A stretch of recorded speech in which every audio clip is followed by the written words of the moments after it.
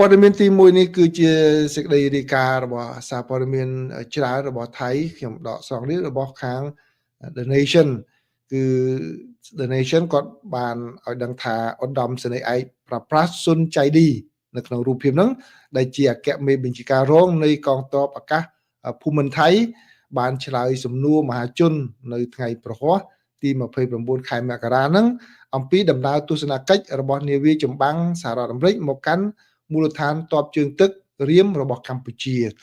និងផលប៉ះពាល់ផ្នែកការទូតនិងសន្តិសុខក្នុងតំបន់ដែលអាចកើតមានឡើងលោកឧត្តមសេនីយ៍បានពិពណ៌នាអំពីការជួបចរនេះថាជាការទូតកងទ័ពជើងទឹកដែលជាលក្ខណៈពិសេសធម្មតានៃទំនាក់ទំនងអន្តរជាតិជាជាងសញ្ញានៃសម្ព័ន្ធភាពផ្លូវការឬមូលដ្ឋានអចិន្ត្រៃយ៍របស់សហរដ្ឋអាមេរិកគាត់បកស្រាយទៅជាអញ្ចឹងណាបាទដោយលោកបាននិយាយថាដំណើរទស្សនកិច្ចនេះគឺមានសារៈសំខាន់ចំនួន3កម្រិតបាទ3កម្រិតគឺទី1វិជាសារនិមិត្តរូបគឺបង្ហាញថាកម្ពុជានៅតែបើកចំហចំពោះការចូលរួមជាមួយដៃគូច្រើនហើយអាចជួយទប់ទល់នឹងការយល់ឃើញថាមូលដ្ឋានទ័ពជើងទឹករៀមត្រូវបានចងភ្ជាប់ជាមួយនឹងមហាអំណាចមិនត្រូវបានចងភ្ជាប់ជាមួយនឹងមហាអំណាចតែមួយនោះទេបាទហើយទី2ជាសញ្ញាជាយុទ្ធសាស្ត្រគឺសហរដ្ឋអាមេរិកកំពុងបង្ហាញថាខ្លួននៅតែចូលរួមនិងយកចិត្តទុកដាក់ចំពោះការអភិវឌ្ឍ Indo-Pacific ដោយធ្វើឲ្យមានតុល្យភាពឥទ្ធិពលដោយមិនបង្កើនភាពតានតឹងនិងឲ្យមានការបើកចំហហើយចំណុចទី3នេះគឺទំនាក់ទំនងទ្វេភាគីវាជាដំណើរទស្សនកិច្ចនេះផ្ដល់នៅបណ្ដាញមួយដើម្បីរក្សាឬស្ដារទំនាក់ទំនងយោធានិងការទូតឡើងវិញដោយគ្រប់គ្រងដល់ការកសាងទំនុកចិត្តជាមូលដ្ឋានរវាងភាគីទាំងពីរបាទនេះគឺជាការបកស្រាយរបស់ខាងភាគីថៃណាមេបញ្ជាការខាងទ័ពអាកាសថៃ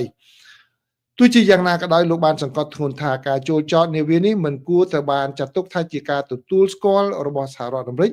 ចំពោះមូលដ្ឋានទ័ពជើងទឹករៀមក្នុងន័យផ្លូវច្បាប់ឬយុទ្ធសាស្ត្រណាមួយឡើយផ្ទុយទៅវិញលោកបាននិយាយថាវាគួរតែត្រូវបានគេចាត់ទុកថាជាការទូតជាក់ស្ដែង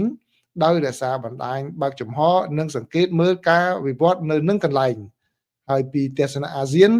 ការនេះឆ្លុះបញ្ចាំងពីកិច្ចខិតខំប្រឹងប្រែងរបស់កម្ពុជា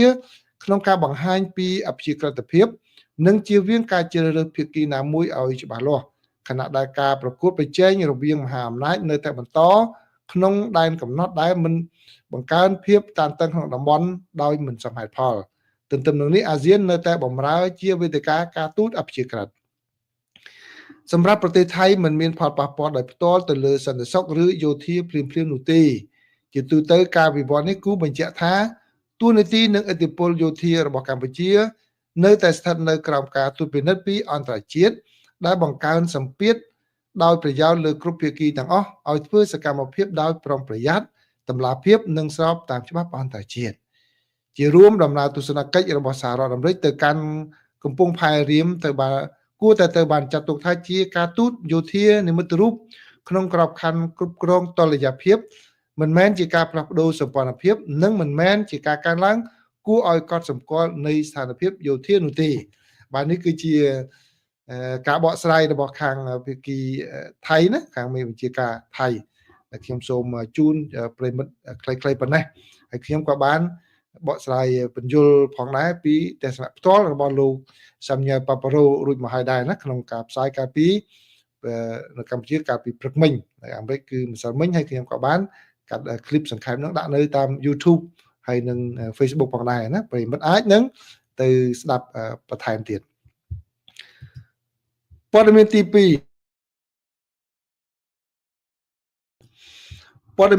នេះគឺជាលទ្ធផលនៃការជួបប្រជុំរយៈពេល2ថ្ងៃក្នុងពេលកន្លងមករវាងគេហៅថាគណៈកម្មាធិការព្រំដែនថ្នាក់យុទ្ធភូមិភាគកម្ពុជានិងថៃ RBC ណាបើតាមសេចក្តីរាយការណ៍របស់សារព័ត៌មានថៃក៏ដូចជាសេចក្តីប្រកាសព័ត៌មានពីខាងភាគីកម្ពុជាគឺបានឲ្យដឹងថាក្រុមលេខាធិការដ្ឋាននៃគណៈកម្មាធិការព្រំដែនយុទ្ធភូមិភាគកម្ពុជាថៃគឺ RBC រវាងយុទ្ធភូមិភាគទី5របស់ភាគីកម្ពុជានិងខាងភាគី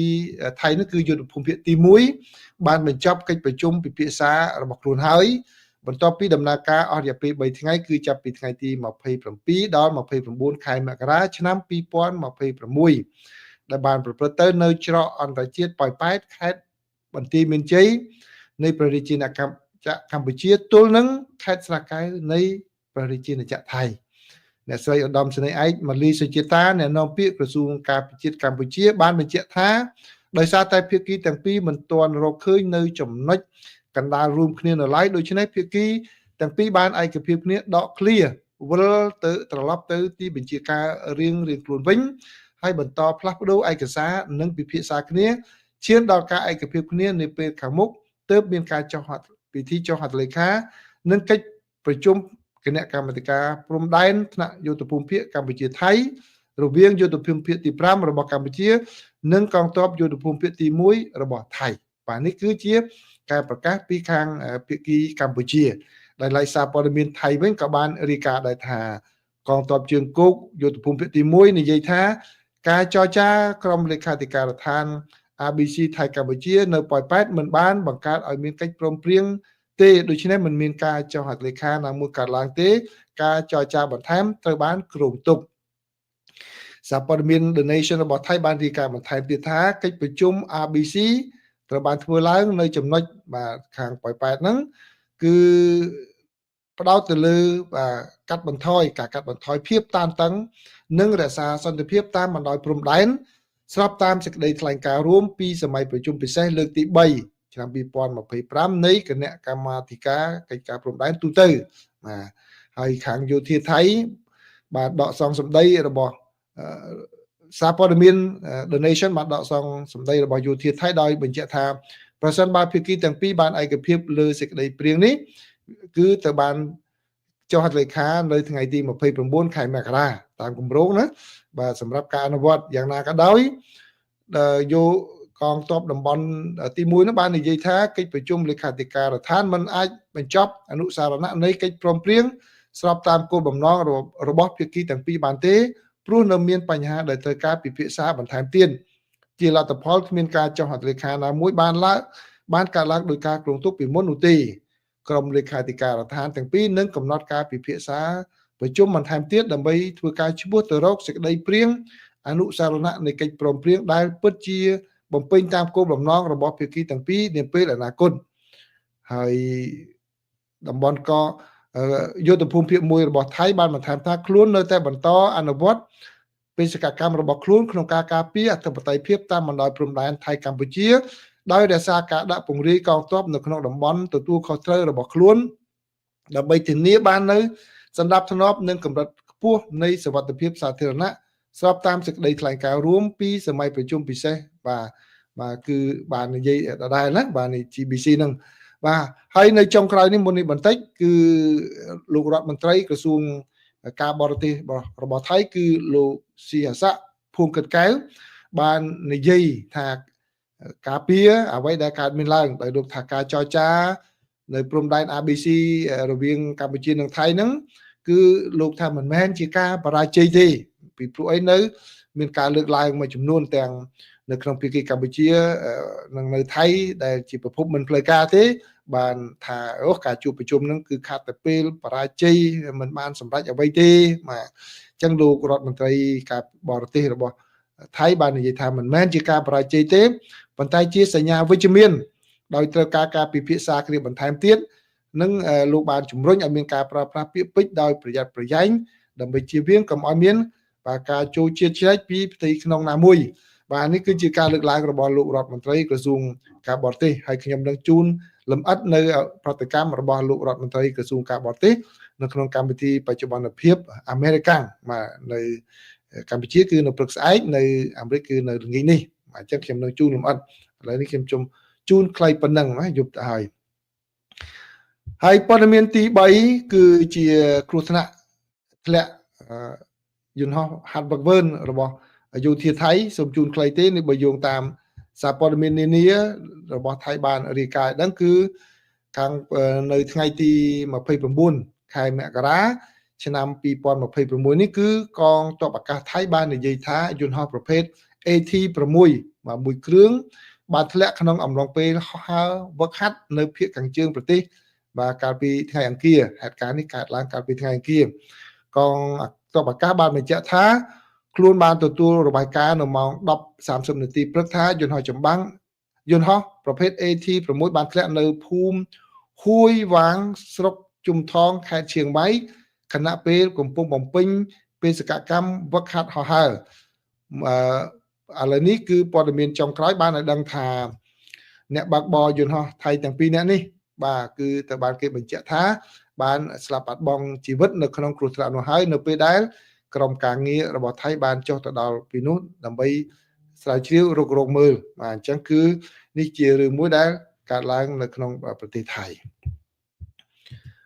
ព័ត៌មានចុងក្រោយនេះគឺជាសេចក្តីរាយការណ៍របស់សារព័ត៌មានខាងកូរ៉េខាងត្បូងដែលខ្ញុំសូមបញ្ជាក់ឲ្យបានដឹងគឺបើតាមការរាយការណ៍របស់សារព័ត៌មានកូរ៉េគឺឲ្យដឹងថាទីភ្នាក់ងារនគរបាលរបស់ខាងកូរ៉េនោះគឺប្រកាសឲ្យដឹងតាំងពីថ្ងៃទី28ថាក្រុមការងារកូរ៉េដែលធ្វើការនៅក្នុងប្រទេសកម្ពុជាគឺបង្កើតឡើងក្រោយពីមានហេតុការណ៍ស្លាប់និស្សិតម្នាក់នោះហើយមានការស្រាវជ្រាវហ្នឹងគឺគោលបំណងដើម្បីទប់ស្កាត់អក្រិតកម្មដែលគេសម្ដៅទៅលើជនជាតិកូរ៉េអញ្ចឹងគាត់ន័យថាយកជនជាតិកូរ៉េទៅធ្វើការនៅប្រទេសកម្ពុជាក្នុងមជ្ឈមណ្ឌលបោកប្រាស់ដើម្បីបោកប្រាស់ជនជាតិកូរ៉េវិញបាទហើយមានការដោយសកម្មភាពនោះគឺក្នុងពេលកន្លងមកមានការខ្លែងបន្លំបាទដែលបោកប្រាស់តាមអនឡាញជាការវិនិយោគជាស្នេហាខ្លាំងៗហ្នឹងឥឡូវបើតាមខាងកូរ៉េគឺឲ្យដឹងថាបានចាប់បានជនជាតិកូរ៉េខាងត្បូងដែលសង្ស័យធ្វើសកម្មភាពបោកប្រាស់ទាំងអស់នេះចំនួន136នាក់ហើយនឹងជួយសង្គ្រោះបានជនជាតិកូរ៉េចំនួន4នាក់បាទហើយសារព័ត៌មាននេះបានឲ្យដឹងថាថ្មីនេះអង្គការអក្រិតកម្មដែលមានមូលដ្ឋាននៅក្នុងប្រទេសកម្ពុជាបានប្រព្រឹត្តអក្រិតកម្មតាមអ៊ីនធឺណិតជាច្រើនរួមទាំងការបន្លំសម្លេងប្រឆាំងនឹងដើម្បីបោកប្រាស់ពលរដ្ឋកូរ៉េខាងត្បូងហើយនៅពេលដែលមានទំហំនៃការខូចខាតកើតឡើងនោះក្រុមការងារអាជ្ញាធរកូរ៉េដែលបានបង្កើតឡើងគឺបានដោះស្រាយករណីនេះបាទគឺការបង្កើតឡើងតាំងពីខែវិច្ឆិកាឆ្នាំមុនក្រោមកិច្ចព្រមព្រៀងកូរ៉េខាងត្បូងកម្ពុជាហើយក្នុងនោះមានមន្ត្រីកូរ៉េខាងត្បូងចំនួន7នាក់និងមន្ត្រីកម្ពុជាចំនួន12នាក់ដែលធ្វើការរួមគ្នាដើម្បីប្រតិបត្តិការនេះហើយដោយសារតែក្រុមអក្រិតជនទាំងនេះភាគច្រើនប្រព្រឹត្តការក្លែងបន្លំតាមអ៊ីនធឺណិតក្រុមការងារនេះគឺរួមមានអ្នកជំនាញដែលត្រូវបានបញ្ជូនក្នុងការស៊ើបអង្កេតវិទ្យាសាស្ត្រនិងកសលវិច័យ Digital បាទគឺពួកគាត់មានសមត្ថភាពនៅក្នុងការវិភាគទូរស័ព្ទចល័តនិងឧបករណ៍ផ្សេងហើយក្រុមការងារនឹងបានសហការជាមួយនឹងនគរបាលកម្ពុជាប៉ូលីសកម្ពុជាបានតាមដាននិងរៀបចំផែនការប្រតិបត្តិការប្រឆាំងនឹងអក្រិតកម្មដ៏ស្មុគស្មាញដ៏ធំបាទដែលគេឈ្មោះថា Range បាទពួកដង្កាប់ហើយមន្ត្រីនគរបាលកម្ពុជាបាននិយាយនឹងកំណត់អត្តសញ្ញាណភោជនីយដ្ឋានដែលជនសង្ស័យអក្រិតជនជាច្រើនប្រើប្រាស់ជាញឹកញាប់ហើយបានតាមដានយន្តដឹកជញ្ជូនរបស់ពួកគេអស់រយៈពេល1សប្តាហ៍ហើយក៏រកឃើញកន្លែងលាក់ខ្លួនជាច្រើនរបស់ពួកគេហើយកាលពីដើមខែមករាប៉ូលីសបានទទួលព័ត៌មានស៊ើបការណ៍សម្ងាត់ថាជនជាតិកូរ៉េខាងត្បូងម្នាក់នឹងមកដល់អាកាសយានដ្ឋានអន្តរជាតិភ្នំពេញហើយបានធ្វើការស៊ើបអង្កេតសម្ងាត់រយៈពេល2ថ្ងៃនៅទីនោះក្នុងអំឡុងពេលប្រតិបត្តិការនេះពួកគេបានក្លែងខ្លួនជាអ្នកទេសចរកូរ៉េហើយបានផ្ទេរភស្តុតាងសំខាន់នៅដោយសម្ងាត់នៅក្នុងបន្ទប់ទឹកមួយបាទលោកលីជេយុងនាយកការិយាល័យសហប្រតិបត្តិការអន្តរជាតិនៃអគ្គស្នងការប៉ូលីសបានមានប្រសាសន៍ថាតាមរយៈប្រតិបត្តិការជោគជ័យជាច្រើនលើកគឺទំនុកចិត្តរវាងក្រុមការងារកូរ៉េនិងប៉ូលីសកម្ពុជាបានពង្រឹងយ៉ាងខ្លាំងបាទអញ្ចឹងនេះគឺជាសេចក្តីរាយការណ៍របស់សារព័ត៌មានកូរ៉េខាងត្បូងដែលបានបង្ហាញអំពីការខិតខំប្រឹងប្រែងដើម្បីបង្ក្រាបជនឆោបបោកកូរ៉េខាងត្បូងដែលត្រូវបានគេយកមកធ្វើសកម្មភាពនៅក្នុងប្រទេសកម្ពុជាហើយបោកប្រាស់ពលរដ្ឋកូរ៉េខាងត្បូងខ្លួនឯងបាទសូមជម្រាបសួរប្រិយមិត្តទាំងអស់គ្នាបាទសូមស្វាគមន៍មកកាន់កម្មវិធីបច្ចុប្បន្នភាពអាមេរិកាំងបាទនៅថ្ងៃនេះថ្ងៃប្រហ័សពេលយប់ទី29ខែមករាឆ្នាំ2026ណាម៉ោងនៅសហរដ្ឋអាមេរិកនៅកម្ពុជាវិញគឺថ្ងៃទី30ថ្ងៃសុក្រទៅហើយណាខែមករាឆ្នាំ2026ដែរនៅក្នុងកម្មវិធីបច្ចុប្បន្នភាពអាមេរិកាំងខ្ញុំសម្រាប់យកព័ត៌មានសំខាន់ចំនួន5មកជម្រាបជូនប្រិយមិត្តទាំងអស់គ្នា ព័ត៌មានទី1នេះគឺជាការបន្តពីព័ត៌មានកាលពីព្រឹកមិញដែលនៅកម្ពុជាថាយប់មិញគឺលោករដ្ឋមន្ត្រីក្រសួងការបរទេសរបស់ថៃលោកសៀស័កភួងកិតកែវលោកថាការដែលក្រុមប្រជុំថ្នាក់យុទ្ធភូមិភាគរបស់កម្ពុជានិងថៃមិនបានជោគជ័យមិនទាន់បានចុះហត្ថលេខានោះមិនមែនជារឿងបរាជ័យទេអញ្ចឹងលោកស្នើឲ្យប្រើប្រាស់ពាក្យពេចន៍នឹងឲ្យសមរម្យដើម្បីជៀសវាងឲ្យមានការមួយដែលកុំឲ្យលោកដៃចូលលោកជើងឲ្យចូលទៅក្នុងកិច្ចការផ្ទៃក្នុងរបស់ប្រទេសនីមួយៗហើយក្នុងពេលជាមួយគ្នានឹងដែរហ្នឹងគឺមានការលើកឡើងរបស់ខាងរដ្ឋមន្ត្រីក្រសួងការបរទេសរបស់ហ្វីលីពីនដែលជាប្រធានអាស៊ាននៅឆ្នាំនេះបានលើកឡើងតាក់ទងជាមួយនឹងបញ្ហាកម្ពុជាហើយនិងថៃនឹងដែរបាទអញ្ចឹងដូច្នេះខ្ញុំនឹងជម្រាបជូនប្រិយមិត្តផងដែរនៅក្នុងព័ត៌មានទី1នេះរីឯព័ត៌មានទី2គឺមន្ត្រីរដ្ឋការរបស់សហរដ្ឋអាមេរិកហាក់ដូចជាដកដង្ហើមធូរបន្តិចហើយដោយសារតែខាងសេតាវិមានហើយនិងខាងសមាជិកប្រសិទ្ធភាពគណៈបកប្រជាធិបតេយ្យបានឈានទៅដល់កិច្ចព្រមព្រៀងគ្នាមួយបញ្ជាការបិទរដ្ឋាភិបាលអញ្ចឹងនៅថ្ងៃសុក្រនេះបាទយប់ថ្ងៃសុក្រនេះគឺមិនបិទរដ្ឋាភិបាលទេហើយថែមទាំងលែងមានបញ្ហារហូតទៅដល់ចប់ឆ្នាំសារពើពន្ធនេះទៀតគឺបានន័យថាឯកភាពគ្នាលែងមានផុតថវិកាគឺឯកភាពគ្នាបោះឆ្នោតលើកនេះគឺបោះរហូតទៅដល់ចប់ឆ្នាំសារពើពន្ធនៅខែ9ឯណោះបាទហើយព័ត៌មានទី3នេះបាទគឺលោកត្រាំបានសួរទៅលោករដ្ឋមន្ត្រីក្រសួងការពារជាតិរបស់សហរដ្ឋអាមេរិកអំពីការរៀបចំដោះស្រាយបញ្ហាអ៊ីរ៉ង់ហើយលោករដ្ឋមន្ត្រីក្រសួងការពារជាតិថាក្រសួងនេះបានត្រៀមខ្លួនជាស្រេចហើយនៅសល់តែការសម្រេចរបស់លោកប្រធានាធិបតីថាតើត្រូវវាយអ៊ីរ៉ង់ឬមិនវាយអ៊ីរ៉ង់តែប៉ុណ្ណោះឥឡូវនេះលោកប្រធានាធិបតីកំពុងតែថ្លឹងថ្លែងជំរឿសដែលមានក្នុងគណៈពេលដែលចក្រភពអង់គ្លេសបានប្រកាសថាប្រសិនបើមានការវាយប្រហារទៅលើអ៊ីរ៉ង់អង់គ្លេសមិនចូលរួមទេក៏ប៉ុន្តែ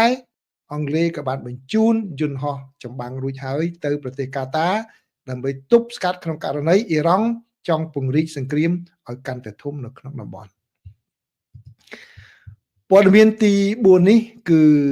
រដ្ឋបាលលោកប្រធានាធិបតី Donald Trump បានប្តឹងស្ត្រីម្នាក់នៅរដ្ឋ Virginia ទារប្រាក់រហូតដល់ជិត$1 លានដោយសារតែស្ត្រីនោះបាត់បង់សិទ្ធិលែងបាននៅសហរដ្ឋអាមេរិកហើយត្រូវចាក់ចេញក៏ប៉ុន្តែមិនបានចាក់ចេញទេក្នុងរយៈពេល3ឆ្នាំមកនេះចឹងសរុបលុយទៅគឺជិត$1 លានឯណោះដែលត្រូវទារពីស្ត្រីនោះហើយព័ត៌មានចុងក្រោយគឺនៅថ្ងៃប្រហ័សនេះសភារបស់ប្រទេសវេណេស៊ុយអេឡាបានធ្វើការបោះឆ្នោតកែប្រែច្បាប់ថ្មីស្ដីអំពីការគ្រប់គ្រងទៅលើធនធានប្រេងនៅក្នុងប្រទេសនេះហើយដោយបើកចំហកាន់តែទូលាយជាងមុនដោយអនុញ្ញាតឲ្យក្រុមហ៊ុនប្រេងបរទេសមានភាគហ៊ុនយ៉ាងច្រើននៅក្នុងឧស្សាហកម្មប្រេងរបស់វេណេស៊ុយអេឡាហើយ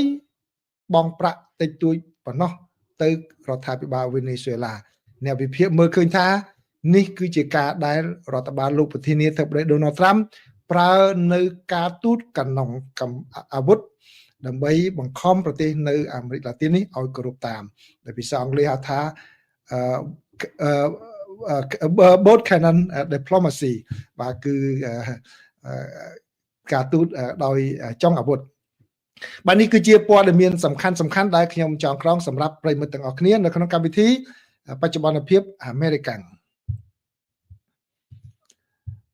ព័ត៌មានទី1នេះគឺសូមជូនពីរឿងនៅកម្ពុជាហើយនិងថៃមុនចុះដោយសារតែវាជារឿងកម្មវិធីបច្ចុប្បន្នភាពអាមេរិកាំងមែនប៉ុន្តែរឿងនេះបន្តពីកម្មវិធីព្រឹកមិញរៀបរាប់បន្តអស់ចឹងខ្ញុំសូមជម្រាបជូនប្រិយមិត្តនៅពេលនេះបន្តទៀតបើយោងតាមការផ្សាយរបស់សារព័ត៌មាន The Nation របស់ថៃបានឲ្យដឹងថាលោកសៀស័កភួងកិតកែវរដ្ឋមន្ត្រីក្រសួងការបរទេសថៃបានពន្យល់ក្រោយពីក្រុមចរចា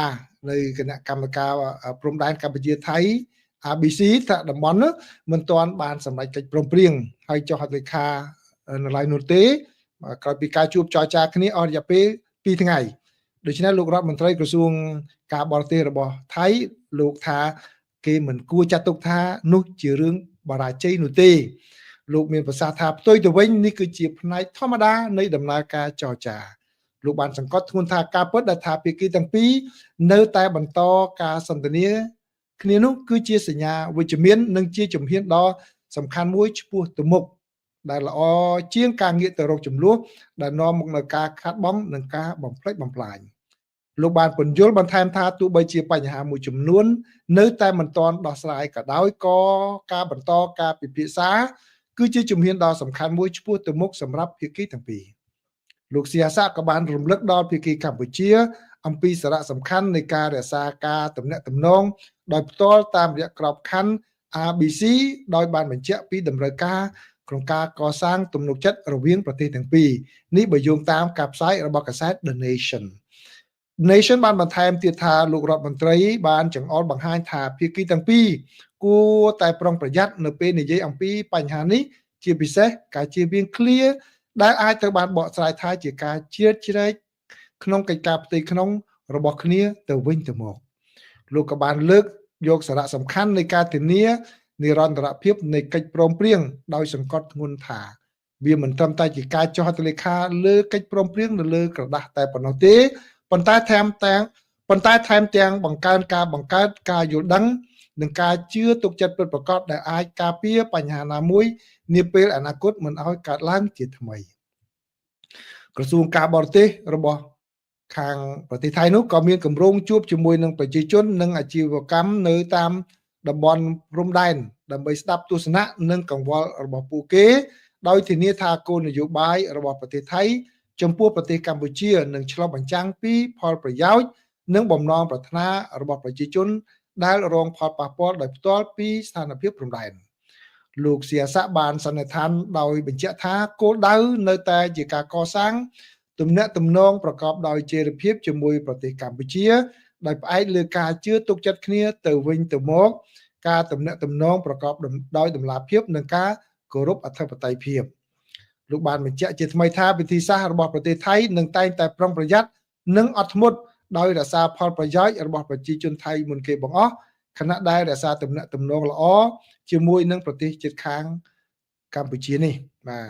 លោកសៀសាក៏បានជួបពិភាក្សាទ្វេភាគីជាមួយរដ្ឋមន្ត្រីការបរទេសហ្វីលីពីនក្នុងអំឡុងពេលកិច្ចប្រជុំរដ្ឋមន្ត្រីការបរទេសអាស៊ានក្រៅផ្លូវការផងដែរនេះបើយោងតាមការរាយការណ៍របស់កាសែត The Nation មកអញ្ចឹងដូច្នេះប្រិយមិត្តអាចដឹងហើយថាការចរចាដែលមិនទាន់បានសម្រេចនឹងយ៉ាងណាគឺដោយសារតែការបោះឆ្នោតនៅក្នុងប្រទេសថៃនោះគឺមិនទាន់បានកើតមានឡើងនៅឡើយទេបាទអញ្ចឹងហើយរដ្ឋមន្ត្រីការបរទេសថៃនោះគឺព្យាយាមមិនឲ្យកម្ពុជានិយាយអ្វីដែលឲ្យប៉ះពាល់ទៅដល់ថៃនោះទេដោយឡែកនៅខាងក្រសួងការបរទេសរបស់កម្ពុជាវិញគឺសូមជូនដាក់រូបនេះមួយមកគឺក្រសួងការបរទេសរបស់កម្ពុជាវិញក៏បានបញ្ជាក់ឲ្យដឹងផងដែរថាលោកប្រាក់សុខុនដែលជារដ្ឋមន្ត្រីការបរទេសនិងសហប្រតិបត្តិការអន្តរជាតិនោះក៏បានជួបពិភាក្សាគ្នាជាមួយនឹងលោកស្រី Teresa Lazaro ដែលជារដ្ឋមន្ត្រីក្រសួងការបរទេសហ្វីលីពីនផងដែរនៅកោះសេប៊ូនៅពេលដែលកិច្ចប្រជុំរបស់ក្រុមរដ្ឋមន្ត្រីក្រសួងការបរទេសរបស់អាស៊ាននេះបាទគឺតាមក្រសួងការបរទេសរបស់កម្ពុជាឲ្យដឹងថាបន្ទាប់ពីជំនួបនៃចុងខែធ្នូឆ្នាំ2025នៅប្រទេសម៉ាឡេស៊ីក្នុងឱកាសនេះរដ្ឋមន្ត្រីទាំងពីរបង្ហាញនៅភាពស្និទ្ធស្នាលនិងកក់ក្ដៅនិងស្វែងរកគំនិតផ្ដាំនានាដើម្បីបន្តពង្រឹងកិច្ចសហប្រតិបត្តិការទ្វេភាគីឲ្យកាន់តែស៊ីជម្រៅជាងមុនបាទនេះគឺជាអ្វីដែលក្រសួងការបរទេសរបស់ខាងកម្ពុជាបានផ្សាយចឹងឥឡូវក្នុងផ្នែកមួយទៀតដែរនៅក្នុងរឿងនេះខ្ញុំជឿថាប្រិមិត្តបានទស្សនាវីដេអូនេះហើយឥឡូវខ្ញុំសូមចាក់វីដេអូនេះម្ដងទៀតនៅក្នុងកម្មវិធីនេះជូនប្រិមិត្តគឺជាសេចក្តីថ្លែងការណ៍របស់លោកស្រីរដ្ឋមន្ត្រីតាក់ទងជាមួយនឹងបញ្ហាកម្ពុជានិងថៃ We welcome the joint statement of the Third Special General Border Committee meeting between the Kingdom of Cambodia and the Kingdom of Thailand. យើងស្វាគមន៍សេចក្តីថ្លែងការណ៍រួមរបស់កិច្ចប្រជុំពិសេសនៃគណៈកម្មាធិការព្រំដែនទូទៅលើកទី3រវាងព្រះរាជាណាចក្រកម្ពុជានិងព្រះរាជាណាចក្រថៃកាលពីថ្ងៃទី27ខែធ្នូឆ្នាំ2025និងស្នើឲ្យមានការអនុវត្តឲ្យបានពេញលេញនិងជោគជ័យដោយចូលលើទស្សនៈនៃការស្វែងរកដំណោះស្រាយដោយសន្តិវិធីប្រកបដោយជោគជ័យតាមច្បាប់អន្តរជាតិ ដូច្នេះហើយគឺបានចូលរួមចំណែកដល់សន្តិភាពនិងស្ថិរភាពរវាងប្រទេសទាំងពីរក្នុងតំបន់ដ៏ទូលំទូលាយយើងគួរបញ្ជាក់ពីសារៈសំខាន់នៃក្រុមសង្កេតការណ៍អាស៊ាន AOT ក្នុងការធានាការអនុវត្តបទច្បាញ់ដ៏ល្អនិងប្រកបដោយប្រសិទ្ធភាពតាមគ្រប់វិធានការដែលកំណត់ក្នុងអាណត្តិរបស់ខ្លួន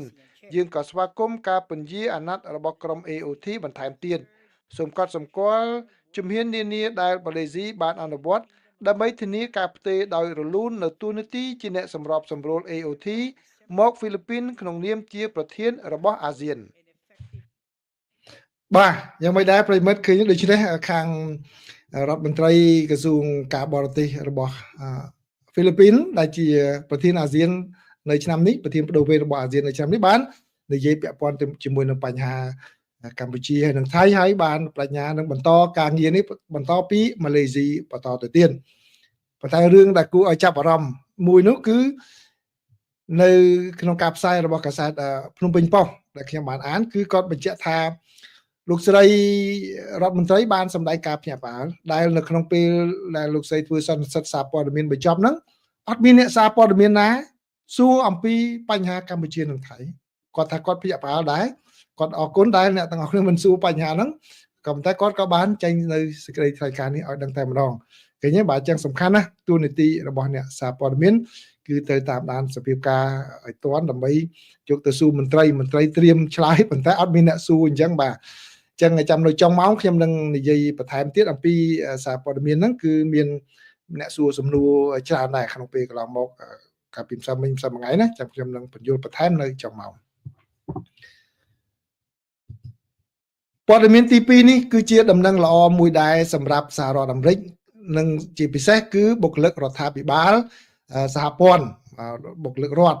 នៅរដ្ឋាភិបាលថ្នាក់ជាតិមិនមែនថាតាមរដ្ឋទេណាគឺបើយោងតាមសេចក្តីរាយការណ៍របស់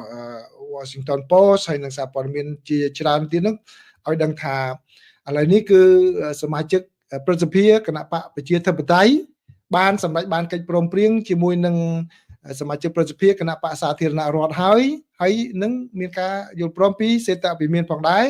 ដើម្បីអនុម័តសេចក្តីព្រៀងច្បាប់ថវិកាចំណាយថវិកាចំនួន5ដើម្បីផ្ដល់មូលនិធិដល់រដ្ឋាភិបាលមួយផ្នែកធំសម្រាប់រយៈពេលដែលនៅសេសសល់នៃឆ្នាំសារពើពន្ធបាទរយៈពេលនៃសេសសល់គឺបានន័យថាពីខែ2រហូតដល់ខែ9ក៏ដូចជាវិធានការបណ្ដោះអាសន្នមួយដើម្បីផ្ដល់មូលនិធិដល់ក្រសួងសន្តិសុខមាតុភូមិរយៈពេល2សប្តាហ៍ខណៈដែលអ្នកតាក់តែងច្បាប់ទាំងអស់នោះបន្តចរចាអំពីវិធានការការពារដើម្បីរារាំងការអនុវត្តការងាររបស់ភ្នាក់ងារអន្តោប្រវេសន៍ស្អែកមួយចំនួនអញ្ចឹងបើនិយាយដោយសាមញ្ញគឺក្រសួងផ្សេងនឹងទទួលបានប្រាក់សម្រាប់ដំណើរការរហូតដល់ដំណាច់ខែ9ថ្ងៃ30ខែ9វាលែងតែក្រសួងសន្តិសុខមាតុភូមិមួយទេដែលមិនមានថវិការហូតដល់ខែ9ទេគឺបានរយៈពេលតែ2សប្តាហ៍សិនដើម្បីចរចាគ្នាដាក់វិធានការយ៉ាងណាឲ្យប៉ូលីសអន្តោប្រវេសន៍ស្អែកហ្នឹងធ្វើការងារឲ្យត្រឹមត្រូវកុំឲ្យមានការរំលោភបែបនេះទៀតគឺដូចដែលខ្ញុំបាននិយាយក្នុងពេលកន្លងមកអញ្ចឹងគឺ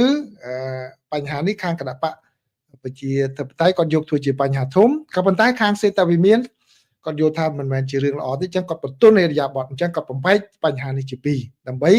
ឲ្យចេញរួចមួយសិនបាទអញ្ចឹងនៅក្រសួងសន្តិសុខមាតុភូមិហ្នឹងទៅចរចាគ្នាសិនមួយរយៈពេលហ្នឹងឥឡូវប៉ុន្តែអត់បិទរដ្ឋាភិបាលទេបាទគាត់ថា2សប្តាហ៍សិនហើយចរចាគ្នាទៀត2សប្តាហ៍ក្រោយចាំបោះឆ្នោតភាសាទៀតគ្រប់គ្រងក្រសួងនឹងដែរអញ្ចឹងគឺរួចខ្លួនណាសមាជិកប្រសិទ្ធិគណៈបកសាធារណរដ្ឋបានជំរុញឲ្យផ្ដល់មូលនិធិដល់ក្រសួងនេះអស់រយៈពេលជាច្រើនសប្តាហ៍មកហើយប៉ុន្តែសមាជិកប្រសិទ្ធិគណៈបកប្រជាធិបតេយ្យបានទទូចប្រើប្រាស់លើវិធានការរយៈពេលខ្លីសិនគេនៅមិនទាន់ច្បាស់ទេថាសភាអាចនឹងដំណើរការសេចក្តីព្រៀងច្បាប់ផ្ដល់មូលនិធិនោះបានលឿនប៉ុណ្ណាបន្ទាប់ពីព្រឹទ្ធសភាអនុម័តថ្ងៃផុតកំណត់នៃការបិទទ្វារគឺនៅពាក់កណ្ដាលអាធ្រាត្រថ្ងៃសុក្រអញ្ចឹងដោយសារតែការលើកមុនខាងរដ្ឋសភាគាត់អនុម័តច្បាប់មកគឺជាកញ្ចប់ធំតែម្ដងឥឡូវនេះស្រាប់តែបំបែកជាពីរអញ្ចឹងត្រូវការឲ្យព្រឹទ្ធសភាអនុម័តឲ្យបានបញ្ជូនទៅខាងរដ្ឋសភាអនុម័តទៀតអញ្ចឹងតើរដ្ឋសភាអាចអនុម័តបានរហ័សប៉ុណ្ណាគឺអត់ទាន់ដឹងនៅឡើយទេតែមានការចរចាគ្នាយ៉ាងម៉េចគឺនឹងមានរឿងក្រោយក៏ប៉ុន្តែលោកប្រធានាធិបតីត្រាំ បានគ្រប់គ្រងមកគ្រប់គ្រងវិធានការហ្នឹងដែលបានឯកភាពគ្នារវាងសមាជិកព្រឹទ្ធសភានៃគណៈបកទាំងពីរហើយលោកបានលើកទឹកចិត្តឲ្យបន្តការចរចាដើម្បីយ៉ាងណាតាក់ទងជាមួយនឹងពលិអន្តរប្រវេសន៍ ICE ដោយលោកបានសរសេរនៅលើបណ្ដាញសង្គម X ថាបណ្ដាញសង្គម Truth Social របស់លោកថាលោកសង្ឃឹមថាទាំងគណៈបកសាធារណរដ្ឋនិងគណៈបកប្រជាធិបតេយ្យនឹងបោះឆ្នោតអនុម័តយល់ព្រមពីគណៈបកទាំងពីរពីព្រោះវាជាការមួយចាំបាច់ណាស់ឃើញទេប្រិមិត្តឃើញដោយសារតែវិចិត្រពេលឃោសនាបោះឆ្នោតអញ្ចឹងម្នាក់ត្រូវតែបន្ទន់អេរយាប័តគណៈបកប្រជាធិបតេយ្យក៏គាត់យល់ថាគ្មានអ្វីចំណេញពីការបិទរដ្ឋាភិបាលទេហើយគណៈបកសាធារណរដ្ឋក៏ថារឹតតែមិនចំណេញទៅទៀតមកអញ្ចឹងដូច្នេះម្នាក់បន្ទន់អេរយាប័តដាក់គ្នាទៅគឺដោះស្រាយតែបញ្ហាសំខាន់ដោយការលើកមុនគឺបញ្ហាសំខាន់តែទៅលើបញ្ហាសុខភាពបានធានាសុខភាពអូបាម៉ាខែហ្នឹងប៉ុន្តែទៅទាញបិទរដ្ឋាភិបាលទាំងមូលដោយអត់មានបំបែកបញ្ហាហ្នឹងទេបើទោះបីជាគណៈបកសាធារណរដ្ឋចង់បំបែកក៏ប្រជាធិបតេយ្យមិនព្រមបំបែកដើម្បីគេយកកម្លាំងចរចាគ្នាទៅវិញទៅមកអញ្ចឹងដូច្នេះប្រិមត្តអាចយល់បានបន្ថែមពីគេថាតាក់ទិចនយោបាយនៅរដ្ឋធានី Washington ព័ត៌មានទី3នេះគឺជាអ្វីដែលគេចាប់អារម្មណ៍ខ្លាំងនៅលើពិភពលោកចឹងខ្ញុំសូមដកស្រង់ពីប្រភពសារព័ត៌មានច្រើនជាពិសេសគឺដកស្រង់ពីទីភ្នាក់ងារសារព័ត៌មាន Reuters មកជម្រាបជូនប្រិយមិត្តទាំងអស់គ្នាបាទនេះបើយោងតាមសេចក្តីរាយការណ៍របស់ទីភ្នាក់ងារសារព័ត៌មាន Reuters បានឲ្យដឹងថាលោករដ្ឋមន្ត្រីក្រសួងការពារជាតិសហរដ្ឋអាមេរិកគឺលោក Pete Hegseth បាននិយាយនៅថ្ងៃប្រហែលនេះមុននឹងបន្តិចថាយោធាសហរដ្ឋអាមេរិកនឹងត្រៀមខ្លួនជាស្រេចដើម្បីអនុវត្តនៅអ្វីដែលលោកប្រធានាធិបតី Donald Trump សម្រេចចិត្តទៅលើបញ្ហាអ៊ីរ៉ង់ដើម្បីធានាថាទីក្រុងតេហឺរ៉ង់នឹងមិនបន្តបង្កើនសមត្ថភាពអាវុធនុយក្លេអ៊ែររបស់ខ្លួននោះទេដោយមានកងកម្លាំងយោធាសហរដ្ឋអាមេរិកយ៉ាងច្រើនបានប្រមូលផ្ដុំគ្នានៅក្នុងតំបន់នោះទៅហើយនោះលោក Hegseth ត្រូវបានលោក Trump ស្នើសុំនៅក្នុងកិច្ចប្រជុំគណៈរដ្ឋមន្ត្រីដែលជាការប្រជុំគណៈរដ្ឋមន្ត្រីលើកទី1នៅក្នុងឆ្នាំនេះដើម្បីឲ្យធ្វើ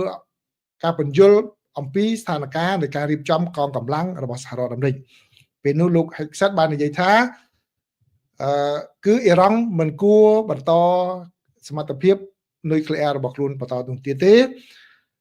សហរដ្ឋអាមេរិកនឹងត្រៀមខ្លួនជាស្រេចដើម្បីផ្ដល់នៅអ្វីដែលប្រធានាធិបតីអាមេរិករំពឹងទុកពីក្រសួងសង្គ្រាមរបស់សហរដ្ឋអាមេរិកនេះមន្ត្រីសហរដ្ឋអាមេរិកបាននិយាយថាលោកត្រាំឥឡូវនេះគឺកំពុងតែពិនិត្យមើលជំរឿនរបស់លោកក៏ប៉ុន្តែលោកមិនទាន់សម្រេចចិត្តថាតើត្រូវវាយប្រហារអ៊ីរ៉ង់ឬអត់នោះទេហើយភាពតានតឹងរវាងសហរដ្ឋអាមេរិកនិងអ៊ីរ៉ង់បានកើនឡើងយ៉ាងខ្លាំងបន្ទាប់ពីការបង្ក្រាបដល់បង្ហូរឈាមទៅលើការតវ៉ានៅទូទាំងប្រទេសអ៊ីរ៉ង់ដោយអាជ្ញាធរក្នុងរយៈពេលប្រមាណសប្តាហ៍ថ្មីនេះមន្ត្រីសហរដ្ឋអាមេរិកម្នាក់បានប្រាប់ទីភ្នាក់ងារសារព័ត៌មាន Reuters នៅថ្ងៃប្រហ័ននេះដែរនេះនៅក្នុងការវិវត្តមួយទៀតថាកងទ័ពជើងទឹកសហរដ្ឋអាមេរិកបានបញ្ជូននាវាចម្បាំងបន្ថែមមួយគ្រឿងទៀតហើយទៅកាន់តំបន់មជ្ឈិមបូព៌ាចំពេលមានការកសាងកម្លាំងយោធាយ៉ាងច្រើននៅក្នុងតំបន់និងភាពតានតឹងកាន់តែកើនឡើងមន្ត្រីរូបនោះដែលនិយាយក្នុងលក្ខខណ្ឌមិនបញ្ចេញឈ្មោះបាននិយាយថានាវាចម្បាំងឈ្មោះ USS Delbert D. Black បានចូលទៅក្នុងតំបន់នេះក្នុងរយៈពេល48ម៉ោងកន្លងមកនេះចាំបានទៅដល់កាលពី2ថ្ងៃមុនហើយបានមន្ត្រីនិយាយតាមក្រោយការនេះធ្វើឲ្យចំនួននាវាពិឃាតនៅតំបន់មជ្ឈិមបូព៌ាកើនឡើងទៅដល់6គ្រឿងរួមជាមួយនឹងនាវាផ្ទុកយន្តហោះមួយគ្រឿងនិងនាវាប្រយុទ្ធនៅតាមសមុទ្រចំនួន3គ្រឿងផ្សេងទៀតនាវាចម្បាំងបន្ថែមនៅក្នុងតំបន់នេះត្រូវបានគេរាយការណ៍ជាលើកដំបូងដោយសារព័ត៌មាន CBS News បានរាយការណ៍ឲ្យដឹងហើយសារព័ត៌មាន Reuters ក៏បានសួរទៅមន្ត្រីនោះបញ្ជាក់ថាពិតប្រាកដមែនដោយឡែកចក្រភពអង់គ្លេសវិញទំនងជានឹងមិនជួយសហរដ្ឋអាមេរិកនៅក្នុងការវាយប្រហារលើអ៊ីរ៉ង់នោះទេនេះបើយោងតាមសេចក្តីរាយការណ៍របស់សារព័ត៌មាន The Guardian ប៉ុន្តែអង់គ្លេសបានដាក់ពង្រាយយន្តហោះចម្បាំងប្រភេទ Typhoon បាទទៅកាន់ប្រទេសកាតាកាលពីសប្តាហ៍មុនហើយដើម្បីបង្ហាញពីឆន្ទៈនៅក្នុងការជួយសម្ព័ន្ធមិត្តនៅក្នុងតំបន់ប្រសិនបើទីក្រុងតេហឺរ៉ង់ព្យាយាមពង្រីកចំនួននេះដើម្បីជាការសងសឹកនឹងសហរដ្ឋអាមេរិកវិញ ការវាប្រហារលើកដំបូងលើអ៊ីរ៉ង់ទំនងជាមិនស្របតាមការបកស្រាយរបស់ច្បាប់អន្តរជាតិរបស់ចក្រភពអង់គ្លេសទេប៉ុន្តែកងកម្លាំងរបស់អង់គ្លេសអាចចូលរួមបានប្រសិនបើមានតម្រូវការក្នុងការជួយប្រទេសកាតាឬសម្ព័ន្ធមិត្តក្នុងតំបន់ផ្សេងទៀតក្នុងការការពារខ្លួនកាលពីសប្តាហ៍មុនកងអនុសេនាធំទី12របស់កងកម្លាំងទ័ពអាកាសរបស់អង់គ្លេសបានបញ្ជូនយន្តហោះទៅតំបន់កងអាកាសរបស់កាតាដោយបានផ្លាស់ប្ដូរពីមូលដ្ឋាន Lincolnshire នៅទៅកាន់តំបន់ឈូងសមុទ្រខណៈពេលដែលសហរដ្ឋអាមេរិកក៏សាងវត្តមានរបស់ខ្លួនសម្រាប់ការវាយប្រហារប្រឆាំងនឹងរបបនៅអ៊ីរ៉ង់ហើយបើតាមសេចក្តីរាយការណ៍នេះគឺខាងអ៊ីរ៉ង់ឥឡូវនេះកំពុងតែខិតខំព្យាយាមតាក់ទងទូគីឲ្យបើកការចរចាសម្របសម្រួលផងដែរដូច្នេះស្ថានភាពនៅតំបន់មជ្ឈិមបូព៌ាកំពុងតែតានតឹងយ៉ាងខ្លាំងប្រសិនបើមានការវិវត្តយ៉ាងណាចាំខ្ញុំរាយការណ៍ជូនប្រិមិត្តបន្ថែមទៀតផងដែរព័ត៌មានទី4នេះគឺជាសេចក្តីរាយការណ៍របស់ទីភ្នាក់ងារសារព័ត៌មានរបស់សារព័ត៌មាន Politico បាទបើយោងតាមសេចក្តីរាយការណ៍របស់សារព័ត៌មាន Politico បានឲ្យដឹងថារដ្ឋបាលលោកត្រាំបានប្តឹងស្ត្រីម្នាក់ដែលនៅរដ្ឋ Virginia រដ្ឋរបស់ខ្ញុំទាមទារសំណងជិត$1 លានសហរដ្ឋអាមេរិកបាទដែលជាផ្នែកមួយដែលលោកធ្វើឡើងដើម្បីជំរុញកាន់តែខ្លាំងឡើងឲ្យជនអន្តោប្រវេសន៍ដែលគ្មានឯកសារចាក់ចេញពីសហរដ្ឋអាមេរិកដោយយកប្រាក់ពិន័យដែលតម្រូវដោយតុលាការនេះធ្វើជាសម្ពាធដាក់តែម្ដងបណ្ដឹងនេះដែលបានដាក់កាលពីសប្តាហ៍មុននៅក្នុងតុលាការក្នុងស្រុករបស់សហរដ្ឋអាមេរិកនៅទីក្រុង Richmond ទាមទារសំណងចំនួន$94,114 ជិត$1 លានបូករួមទាំងការប្រាក់ពីអ្នកស្រី Martha Alicia Ramirez Vallis ពីបទមិនចាក់ចេញពីសហរដ្ឋអាមេរិកអស់រយៈពេលជាង3ឆ្នាំបន្ទាប់ពីគណៈកម្មការប្តឹងឧទ្ធរណ៍របស់ក្រសួងយុតិធម៌បានសម្រេចប្រឆាំងនឹងអ្នកស្រីនៅក្នុងសំណុំរឿងអន្តោប្រវេសន៍ក្នុងឆ្នាំ2022មន្ត្រីនានាហាក់ដូចជាទទួលបានទឹកប្រាក់ច្រើនសន្ធឹកសន្ធាប់ដោយដាក់ប្រាក់ពិន័យប្រចាំថ្ងៃចំនួន$998ក្នុងមួយថ្ងៃសម្រាប់រយៈពេល943ថ្ងៃបាទដែលអ្នកស្រីនៅបន្តចាក់ចេញបាទដែលបានកន្លងផុតទៅតាំងពីការប្តឹងឧទ្ធរណ៍បានសម្រេចមកហើយអ្នកស្រី Ramirez Vallis និងមន្ត្រីអាវ៉ាត់ជាប់ក្រោយគឺបានទទួលលិខិតនេះបាទដែលខាងប៉ូលីសអន្តោប្រវេសន៍បានផ្ញើជូនទៅអ្នកស្រីកាលពីខែមេសាឆ្នាំមុនម្លេះដែលទាមទារប្រាក់ដែលអ្នកស្រីទៅបង់សងនេះក៏ប៉ុន្តែគេមិនទាន់បានដឹងថាតើការពិន័យនេះនឹងត្រូវបានបង់យ៉ាងណានោះទេហើយនៅក្នុងឯកសារនេះក៏មិនបានបញ្ជាក់ថាអ្នកស្រីមានសញ្ជាតិអ្វីនោះដែរបាទអត់បានដឹងទេសារព័ត៌មានក៏មិនបានដឹងដែរក៏ប៉ុន្តែអ្វីដែលគេដឹងនោះគឺករណីស្តៀងនឹងអ្នកស្រីនេះគឺត្រូវបានរដ្ឋបាលលោកធានាធិបតី Donald Trump អនុវត្តកាន់តែច្រើនហើយជាមួយនឹងអ្នកដែលត្រូវបញ្ជាឲ្យចាក់ចេញពីសហរដ្ឋអាមេរិកហើយនៅតែក្រាញមិនព្រមចេញគឺបានផ្ញើសម្បត្តិទៅទារលុយតែម្ដងសម្រាប់រយៈពេលស្នាក់នៅសហរដ្ឋអាមេរិកនេះបាទមួយថ្ងៃជិត$1000បាទពិន័យណាបាទនេះគឺជាព័ត៌មានទី4ដែលខ្ញុំចងក្រងសម្រាប់ប្រិមិត្តទាំងអស់គ្នាហើយព័ត៌មានចុងក្រោយនេះគឺជាសេចក្តីរាយការណ៍របស់សារព័ត៌មាន New York Times បាទហើយនឹងក៏ដូចជាសារព័ត៌មានផ្សេងទៀតផងដែរបានរាយការណ៍តាក់ទងជាមួយនឹងបញ្ហានៅប្រទេសវេណេស៊ុយឡា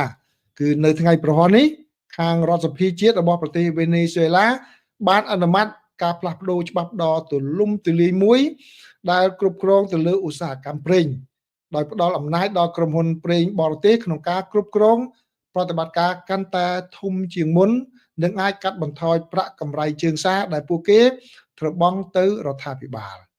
វិធានការនេះបង្ហាញពីរបៀបដែលអ្នកជំនាញនិយាយថារដ្ឋបាលលោក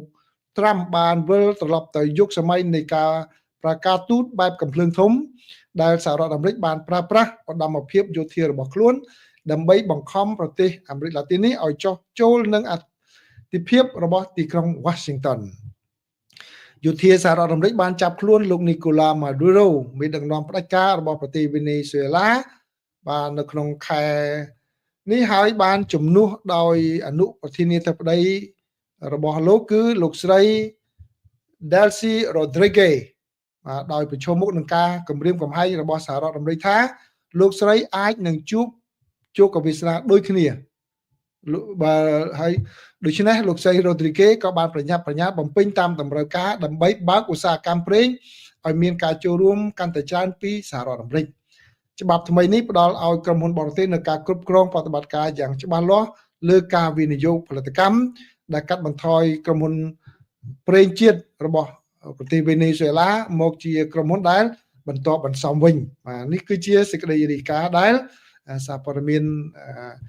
The New York Times បានរាយការណ៍ខ្ញុំដកស្រង់ជូនប្រិយមិត្តទាំងអស់គ្នាបាទអញ្ចឹងសូមអរគុណប្រិយមិត្តដែលចូលមកស្ដាប់ការចែករំលែកព័ត៌មានរបស់ខ្ញុំនេះបាទអ្នកដែលចូលមកស្ដាប់ព័ត៌មានសូមអរគុណសូមជម្រាបលា